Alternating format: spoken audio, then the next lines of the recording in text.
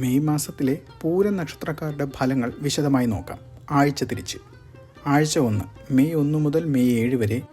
ഈ ആഴ്ചയുടെ തുടക്കത്തിൽ ചൊവ്വ കർക്കിടകൻ രാശിയിലെ തേനീച്ചക്കൂട് നക്ഷത്ര സമൂഹത്തെ കടന്നു പോകുന്നത് പൂരം നക്ഷത്രത്തിൽ ജനിച്ച വ്യക്തികളിൽ ഊർജ്ജപരമായ ചില മാറ്റങ്ങൾക്ക് കാരണമായിരിക്കും.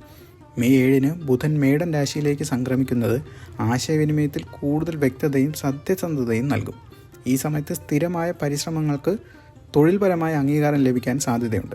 പ്രോജക്റ്റുകൾക്ക് നേതൃത്വം നൽകാനുള്ള അവസരങ്ങളുണ്ടാകും. എന്നിരുന്നാലും തിങ്കളാഴ്ച ചില നിരാശകളോ ഊർജ്ജക്കുറവോ അനുഭവപ്പെടാൻ സാധ്യതയുണ്ട്. ഇത് ജോലിയിൽ കാലതാമസത്തിന് കാരണമായേക്കാം. ചൊവ്വാഴ്ച മുതൽ കാര്യങ്ങൾ മെച്ചപ്പെടുകയും ബിസിനസ് ഓർഡറുകൾ എളുപ്പത്തിൽ ലഭിക്കുകയും ചെയ്യും.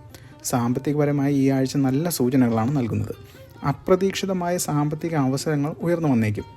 മെയ് മാസത്തിൻ്റെ തുടക്കത്തിൽ മുമ്പത്തെ നിക്ഷേപങ്ങളെക്കുറിച്ച് നല്ല വാർത്തകൾ ലഭിക്കാം. എന്നാൽ തിങ്കളാഴ്ച അമിതമായ ചിലവുകളോ കുറഞ്ഞ വരുമാനമോ ഉണ്ടാകാൻ സാധ്യതയുണ്ട്.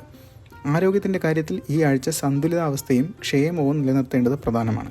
വൈകാരികവും തൊഴിൽപരവുമായ ബാധ്യതകൾ ഊർജ്ജത്തിൻ്റെ അളവിൽ വ്യത്യാസങ്ങൾക്ക് കാരണമായേക്കാം. അതിനാൽ മതിയായ വിശ്രമവും ആരോഗ്യപരമായ ശീലങ്ങളും പിന്തുടരുന്നത് ഗുണം ചെയ്യും. കുടുംബ ബന്ധങ്ങളിൽ ഐക്യം നിലനിർത്താൻ തുറന്നതും സത്യസന്ധവുമായ ആശയവിനിമയം നടത്തണം. പ്രണയത്തിൻ്റെ കാര്യത്തിൽ ഈ ആഴ്ച വളരെ നല്ലതാണ്.